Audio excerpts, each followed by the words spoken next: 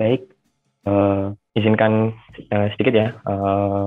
Perkenalkan, saya Novi dari tim K404. Hari ini kita akan mempelajari sesi Git ya. Setelah teman-teman belajar Bootstrap. Nah, di sini teman-teman kalau nggak salah ada 3 kelas ya, Laravel, CI, dan React-nya.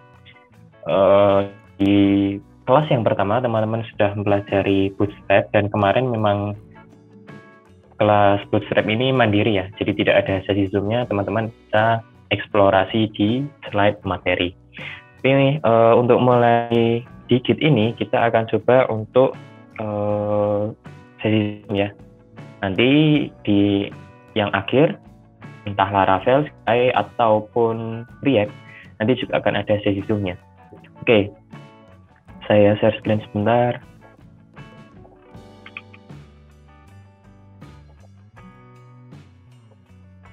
Baik, apakah screen saya terlihat?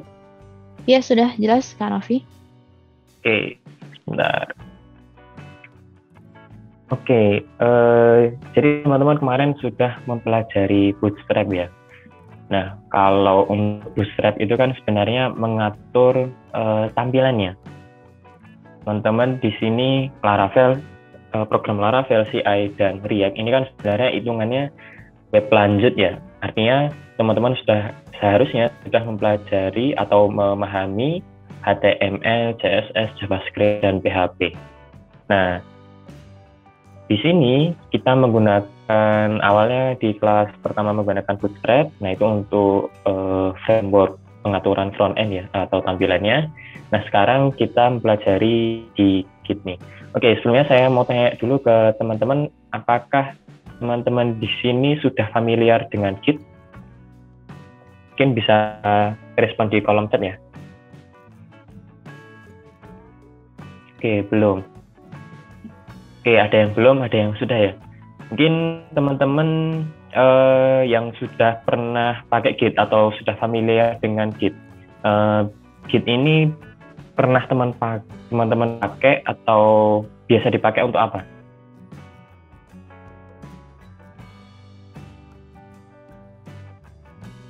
Oke, push project. Untuk control version, oke benar, push project. Oke, jadi benar semua ya. Di antaranya untuk clone-clone. Di antaranya memang untuk push project benar, kemudian untuk version control, project versioning benar, dan memang ini dipakai untuk utamanya adalah untuk version control ya, yang paling basic itu memang version control. Namun kalau untuk yang push dan kemudian clone, ini ada clone.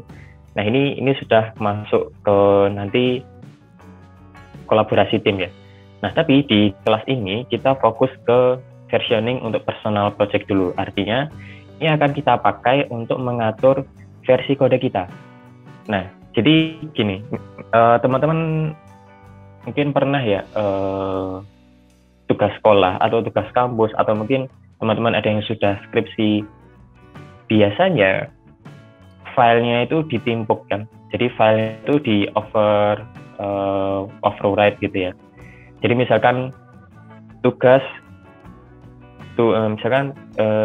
akhir 1, kemudian karena teman-teman ingin menyimpan tugas ini dan tidak ingin kehilangan kondisi yang lama. Misalkan teman-teman sudah mengerjakan bab 1, terus teman-teman, wah ini bab 1-nya ada yang diubah nih.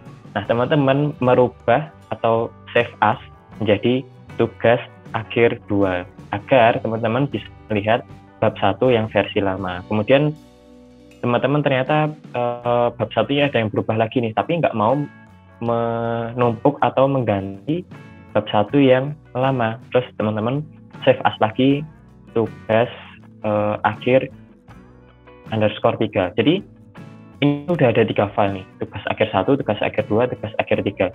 Yang sebenarnya ini kan satu file yang sama ya, tapi ini versinya berbeda gitu. Nah, bayangkan kalau teman-teman menggunakan cara ini untuk menyimpan project Laravel, CI atau React gitu. Untuk ukuran suatu project, ukuran aplikasi 1 GB itu hitungannya masih kecil. Nah, bayangkan kalau teman-teman tanpa Git kemudian melakukan 10 kali versioning, teman-teman sudah menghabiskan 10 GB untuk menyimpan file dengan versi yang berbeda. Nah, tapi kalau menggunakan Git itu kita tidak seperti itu gitu. Nah, sekarang kita coba ya. Jadi teman-teman saya harap di awal itu paham dulu konsepnya. Git ini dipakai untuk mengatur versi gitu, atau ya source code control gitu. Oke, kita coba. Ini overall ya. Untuk malam ini kita akan pelajari 5. Kalau waktunya cukup, semoga waktunya cukup. Di pertama kita coba dari awal, benar-benar dari nol, instalasi dan konfigurasi, kemudian mengunggah kode. Jadi teman-teman diharapkan di sini punya akun GitHub ya. Kemudian update kode, setelah itu kembali ke versi lama kayak tadi ya. Jadi udah sampai ke versi ketiga, tapi pengen lihat nih versi yang lama itu kayak gimana gitu. Terus selanjutnya ada penyelesaian konflik. Oke, kita mulai dulu instalasi sama konfigurasi ya. Nah teman-teman kalau belum install Git, teman-teman bisa cek video tutorial instalasinya di bit.ly/c404/git. Oke, ini teman-teman bisa skip dulu, mungkin bisa ngikut sesi Zoom malam ini terlebih dahulu ya. Jadi ini karena saya sudah menginstal Git. Bentar.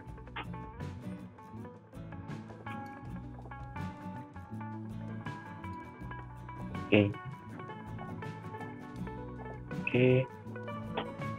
Karena saya sudah menginstal Git, jadi ketika saya klik kanan di Windows Explorer atau di desktop, muncul menu Git Bash here seperti ini. Nah, ini tanda kalau saya sudah menginstal Git di komputer saya. Nah, sekarang saya buat folder baru terlebih dahulu untuk folder project ya. Misalkan web project, misalkan ya.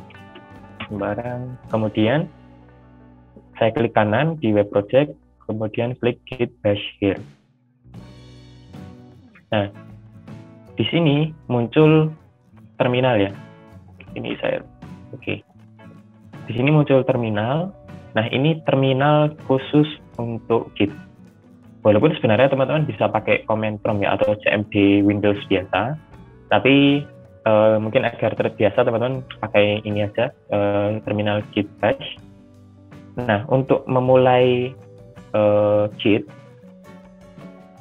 ketik atau jalankan perintah git init. Nah, nantinya di bagian kanan ini akan ada tulisan master. Nah, ini artinya folder ini, folder web project itu sudah terpasang Git. Oke, sekarang kita coba untuk coding di Visual Studio Code.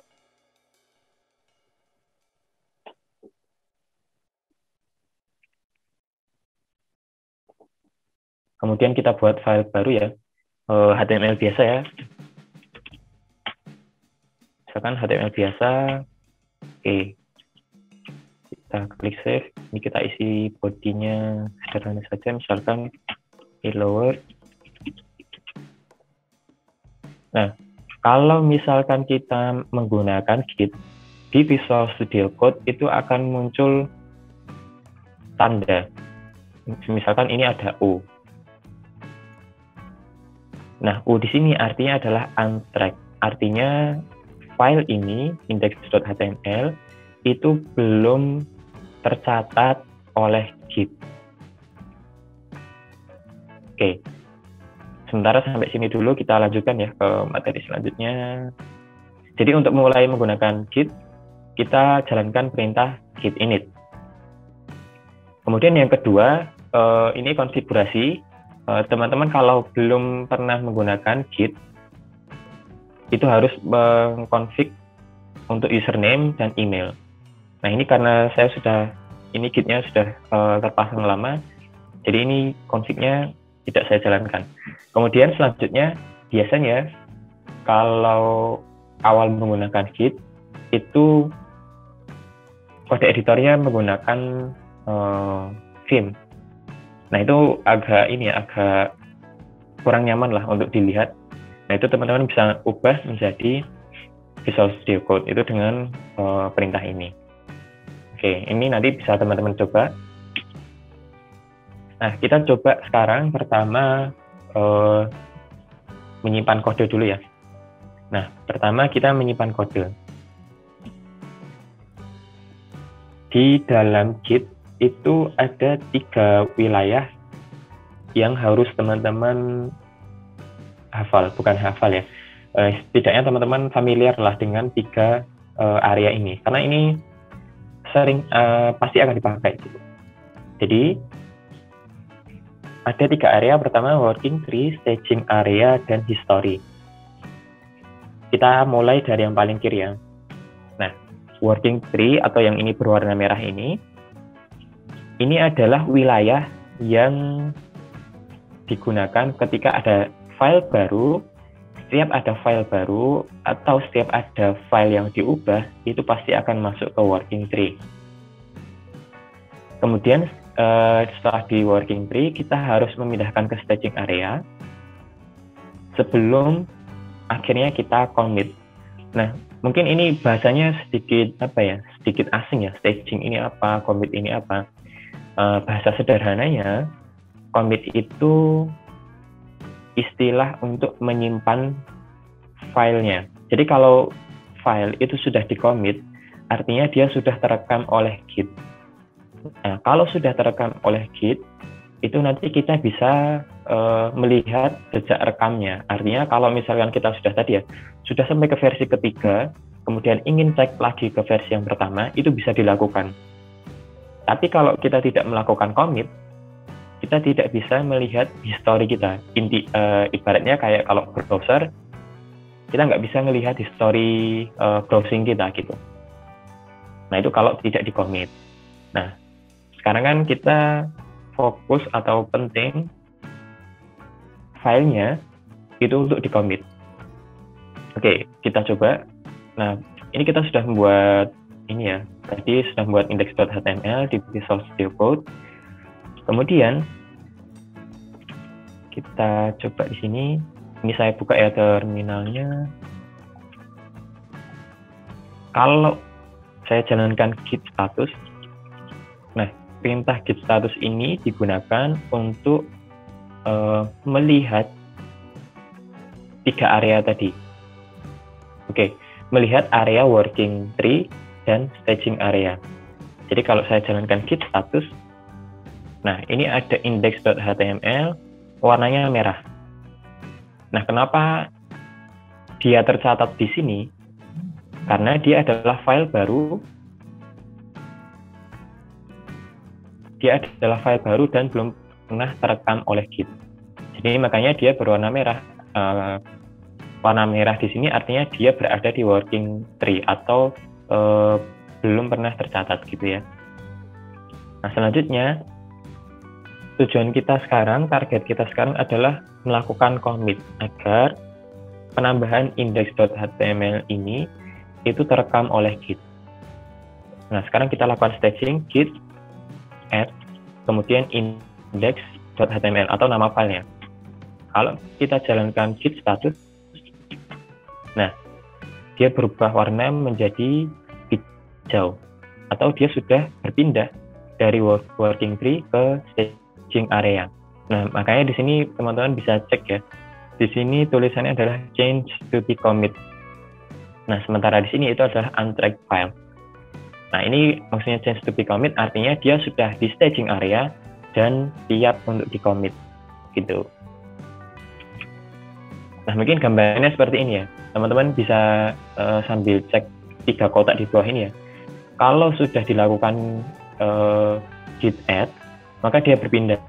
Ini dari working tree, index.html-nya di warna merah, di area merah, kemudian pindah ke staging area setelah dilakukan git add. atau melakukan staging ya istilahnya. Oke, setelah kita melakukan staging, kita melakukan commit. Nah, cara melakukan commit itu adalah dengan perintah git commit. Sebenarnya git commit seperti ini bisa ya, tapi ini nanti akan membuka kode editor gitu. Misalnya saya jalankan git commit. Nah, ini contohnya ya, ini menggunakan Vim. Ini kan teman-teman nggak familiar ya mungkin ya, agak susah digunakan gitu. Nah, kalau misalnya teman-teman udah terpaksa masuk ke sini ya, teman-teman nggak usah pusing, bisa jalankan titik 2 seperti ini, kemudian Q enter. Nah, jadi kalau kita menggunakan git commit, itu akan berpindah ke kode editor. Tapi misalkan kita tidak ingin membuka kode editor, kita bisa menjalankan git commit min m, kemudian tanda petik seperti ini. Nah, tanda petiknya ini untuk apa? Jadi ketika kita menggunakan min m dan tanda petik seperti ini, kita bisa memasukkan pesan commit di dalam sini. Maksudnya, misalkan di sini saya ingin memberikan pesan menambahkan indeks HTML seperti ini. Kemudian saya klik enter. Nah, ini sudah melakukan commit. Kalau misalnya saya jalankan git status, working tree-nya clean, staging area juga nggak ada. Terus dia berpindah kemana indeks commit ini gitu. Nah, commit ini kita bisa cek di git log seperti ini. Nah, ini sudah ada satu commit dan pesannya adalah menambahkan index.html. Jadi setiap commit itu biasakan diberikan pesan ya, agar kita tahu ini commit ini sudah melakukan apa gitu. Kalau tidak ada pesan commitnya, nanti kita bingung nih. Misalkan commit ini ya, ini kode commit atau identifier gitulah. Tanda pengenal commit lah. Nah, kalau misalnya kita tidak menggunakan pesan commit, kita bingung nih, ini commit ini sebenarnya ngelakuin apa sih? Nah, jadi kita perlu memasukkan pesan commit yang sesuai, atau istilahnya representatif ya, mudah dibaca orang lain gitu.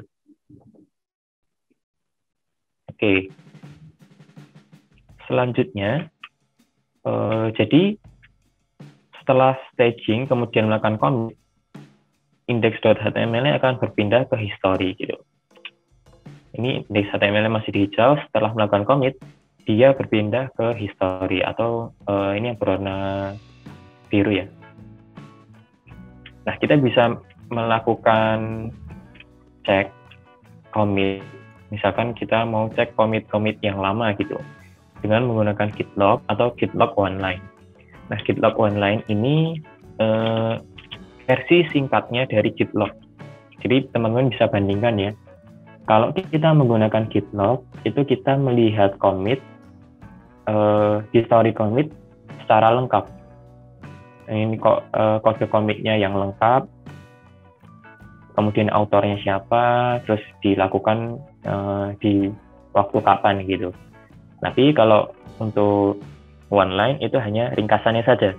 Nanti kalau commitnya itu sudah banyak, biasanya akan lebih enak menggunakan git log online daripada git log, karena kalau menggunakan git log terlalu panjang untuk melihat historinya. Oke, kita lanjut. Ini tadi ya, jadi kalau yang kuning ini commit hash,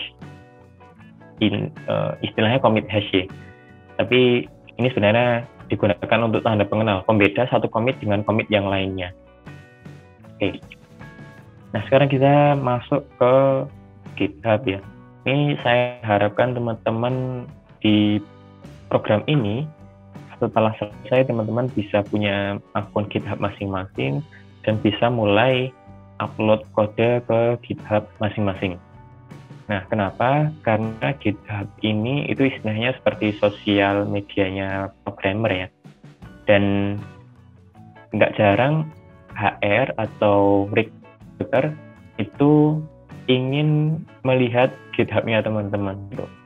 Jadi kalau misalnya teman-teman membuat CV, coba cantumkan link akun GitHub-nya di CV-nya tersebut. Jadi agar recruiter itu bisa melihat pekerjaan atau proyek apa sih yang teman-teman sudah pernah buat gitu. Oke. Sekarang kita akan mulai gimana sih cara menggunakan GitHub gitu. Nah, sebenarnya GitHub itu cukup mudah ya menggunakannya. Asalkan teman-teman di lokalnya tadi sudah melakukan, sudah menginstal Git, memasang Git, kemudian menggunakan Git. Tugas kita selanjutnya untuk mengupload kode itu hanya tinggal mengunggah atau melakukan push kode tadi. Jadi tadi kita sudah menyimpan Git di lokal ya, di komputer kita. Nah, sekarang step selanjutnya kita harus mengunggah, atau istilah kerennya itu nge-push ya. Ini memang push ini istilah khusus untuk Git gitu. Jadi push ini maksudnya upload gitu. Oke. Sekarang kita coba masuk ke GitHub. Oke, sebentar. Nah, ini dashboard GitHub ya. Kalau teman-teman sudah mendaftar dan sudah verifikasi email, nanti tampilan dashboardnya akan seperti ini. Nah, sekarang kita coba buat repository. Jadi repository itu mudahnya seperti folder lah di dalam GitHub gitu. Walaupun sebenarnya bukan folder juga sih, tapi mudahnya kita asumsikan seperti itu ya. Nah, misalkan repositorinya namanya adalah latihan Git misalkan. Kemudian deskripsinya nggak perlu, bisa ditambahkan opsional. Ini public private, artinya kalau misalnya public itu nanti repositorinya atau projectnya itu bisa dilihat oleh orang lain. Kalau ini misalkan teman-teman ingin itu dilihat recruiter, set ke public ya. Tapi kalau misalkan tidak, set ke private. Tapi ini hati-hati kalau misalkan ke public, ini nanti bisa lihat juga kodenya gitu, atau misalkan bisa juga di clone gitu. Oke, kita create. Nah, tampilannya akan seperti ini. Nah, penting ini masih kosongan ya, jadi ini belum ada satu kode pun di dalam repositorinya. Ini adalah repositori kosong gitu. Nah, sekarang tadi kita sudah melakukan commit di lokal atau di komputer.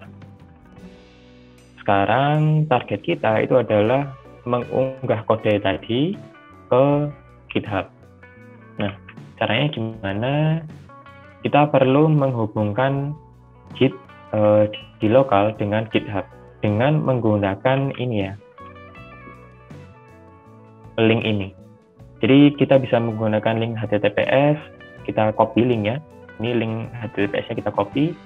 Kemudian di terminal Git-nya itu kita tambahkan Git remote add, kemudian nama remote, misalnya GitHub, kemudian linknya. Nah, seperti ini. Oke, mungkin teman-teman bertanya-tanya ya, remote ini apa sih? Jadi remote ini itu adalah seperti jembatan penghubung yang Git yang di lokal dengan GitHub gitu. Jadi cara menghubungkannya kita perlu remote gitu. Nah, kalau sudah dijalankan perintah ini git remote add, kita jalankan git remote minv untuk cek apakah remote-nya itu sudah tertambahkan gitu. Oke, jadi ini git remote minv sudah tertambahkan ya. Jadi ada link HTTPS yang tadi sudah kita tambahkan. Artinya di sini kita sudah menghubungkan Git lokal dengan GitHub menggunakan remote ini, remote yang namanya GitHub gitu. Sekarang karena sudah terhubung, kita tinggal melakukan push kode saja. Oke.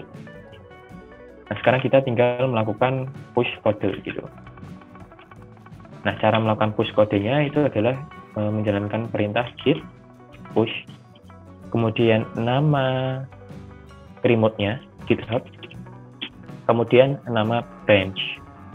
Oke, mungkin nama branch-nya ini default-nya itu master ya. Jadi sementara kita pakai master terlebih dahulu, git push GitHub master. Artinya upload kode kita atau push kode kita ke remote GitHub, kemudian di branch master. Oke, kita enter.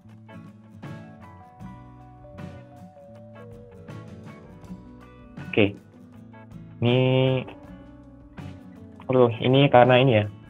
Jadi karena ini email dari siswa 123 akun ini itu berbeda dengan email yang ada di GitHub ini, di Git ini. Jadi lokal Git saya itu menggunakan email yang berbeda dengan siswa 123.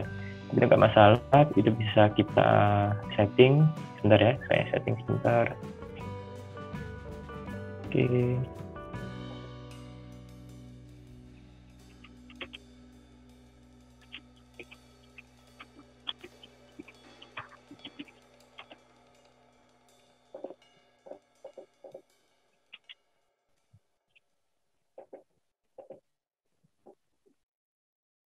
Jadi saya sudah memberikan akses ke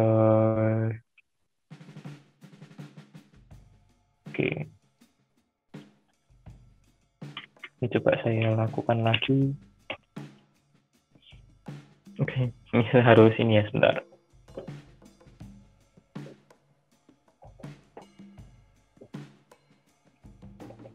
Saya pindah ke akun yang satunya saja. Sebentar.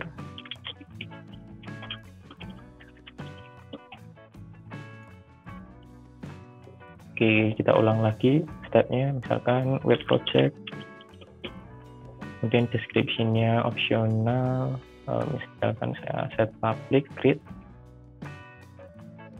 Oke, kita lakukan lagi ya link HTTPS-nya. Kita tambahkan lagi remote-nya, karena ini ya akunnya berbeda, git remote at github 2 misalkan. Kemudian link HTTPS-nya. Oke. Selanjutnya git push GitHub 2 master.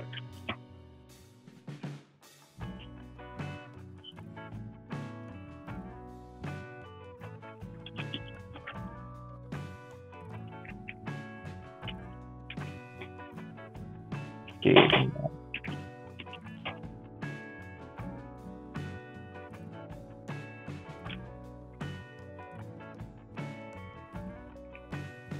Oke, ini kita pakai yang lama aja. Mungkin karena saya sudah pakai PAT, jadi nggak bisa.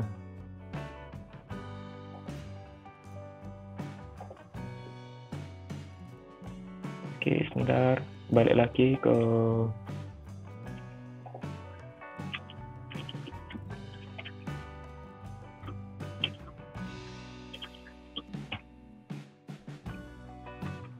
repositorinya yang tadi ya. Latihan git ini masih kosong, kita coba lakukan push lagi tapi ke akun siswa 123 yang sudah diberikan akses. Oke, ini tampilan ketika berhasil melakukan push kode. Nah, kalau misalnya ini halaman ini kita reload, nah akan muncul history commit-nya atau filenya. Ini filenya index.html, ini pesan commit-nya, kemudian ini ada ini ya, sudah melakukan berapa commit. Jadi kita sudah melakukan 1 commit gitu. Oke. Jadi kita sudah berhasil melakukan push kode di GitHub. Nah, sekarang kita coba melakukan pull kode ya, atau istilahnya mendownload kode dari GitHub ke lokal kita. Nah, karena kita ingin mendownload kode, kita buat file terpisah ya. Misalkan di sini kita buat file baru, file kosong, misalkan full code. Nah, ini foldernya itu masih kosong. Jadi foldernya belum ada apa-apa. Kita jalankan terminal lagi, git bash here. Kemudian kita git init agar gitnya terpasang ya. Oke, gitnya sudah terpasang. Nah, selanjutnya kita perlu remote ya untuk menghubungkan lokal kita dengan git di online atau GitHub. Kita jalankan git remote add, kemudian tambahkan link HTTPS-nya. Ini bisa dicek di sini, HTTPS, copy, kemudian nama remote-nya, misalkan remote pool ya, namanya sembarang. Kemudian masukkan link HTTPS-nya. Oke, selanjutnya kita lakukan pull kode dengan git pull nama remote-nya, remote pull, dan nama branch-nya, master. Kalau di GitHub itu kita bisa lihat branch-nya di sini ya. Ini branch master di sini. Oke, kita jalankan git pull. Nah, ini contoh atau tampilan yang ketika kita berhasil melakukan pull atau menarik kode dari GitHub. Kalau misalkan kita cek lagi di foldernya, pull kode, nah dia sudah ada file index.html. Kalau misalkan kita cek di git log one line,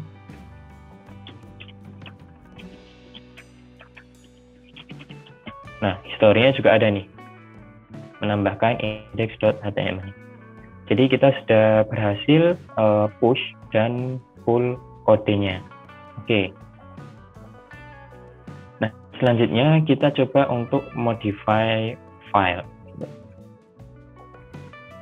Nah, ini salah satu keunggulannya ketika kita menggunakan Git.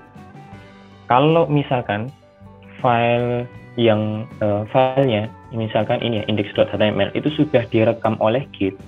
Ketika ada perubahan satu baris saja, misalkan seperti ini, nah itu akan ditandai atau ada markingnya.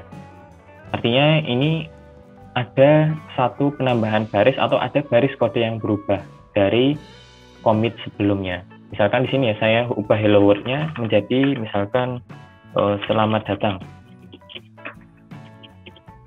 Nah, dia akan ditandai ada baris kode yang berubah atau ada baris kode yang bertambah gitu. Ini misalkan saya save.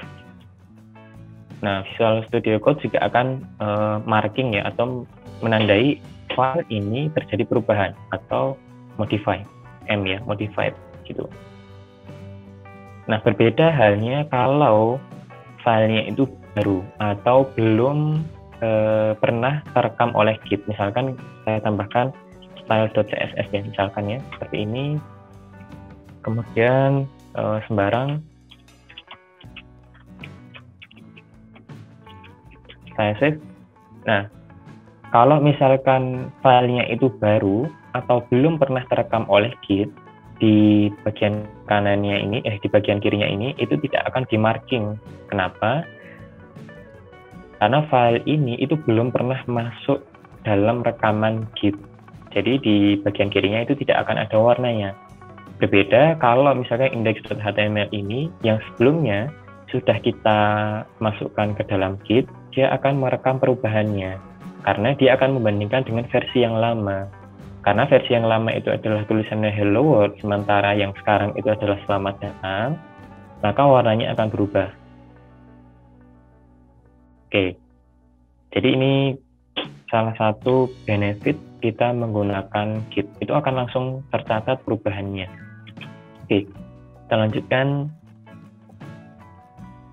Nah, kalau misalkan kita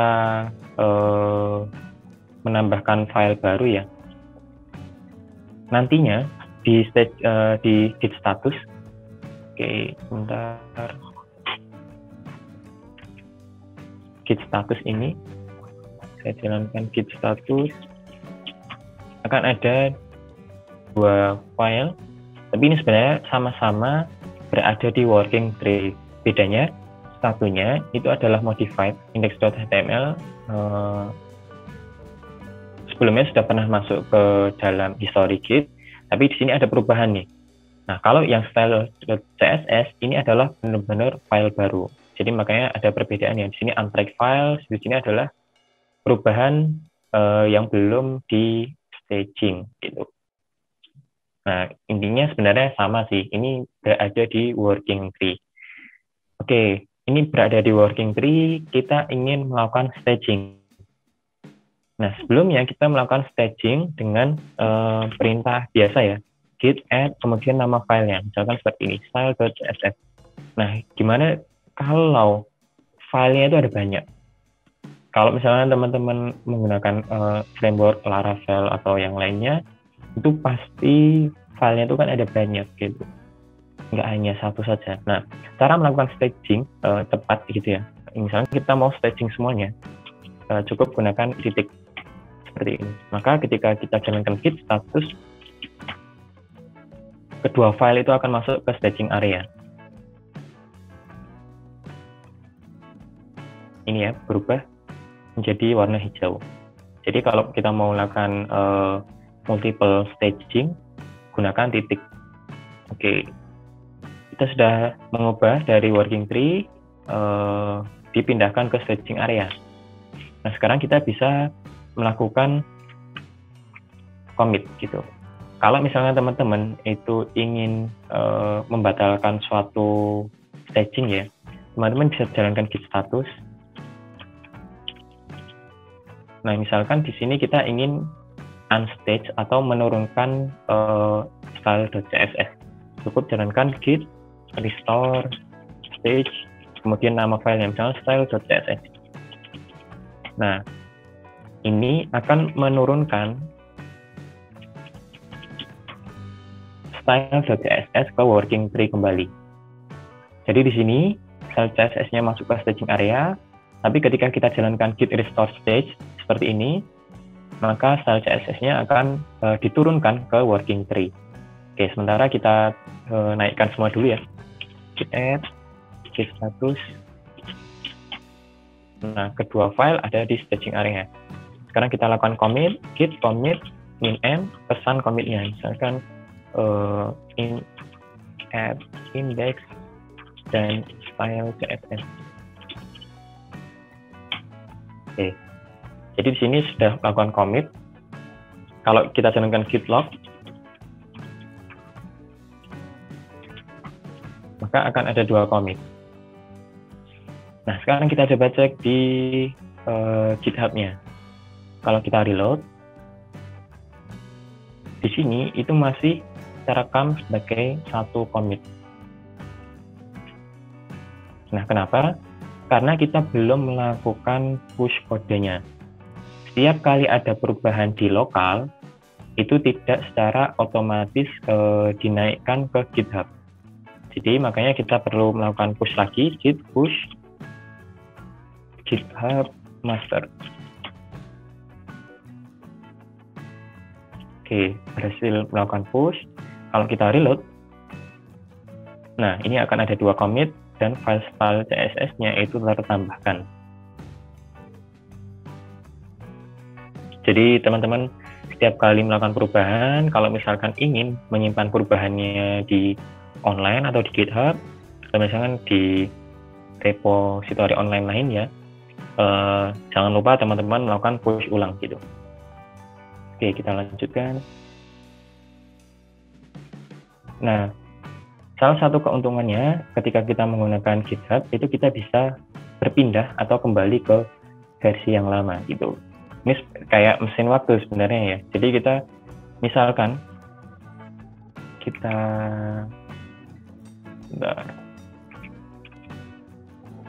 ke Visual Studio Code, misalkan kita ingin melihat versi kode sebelumnya atau versi commit yang pertama tadi ya. Karena di sini kita cuma punya dua commit, git log online. Nah, karena ini cuma ada 2 commit, sementara posisi kita ada di sini. Sekarang kita ingin cek kode yang ada di versi sebelumnya atau di waktu sebelumnya. Di sini ya, di commit yang pertama. Caranya kita bisa menggunakan git checkout, kemudian masukkan kode commitnya atau commit hashnya. Ini kita copy, kemudian kita pastekan di sini.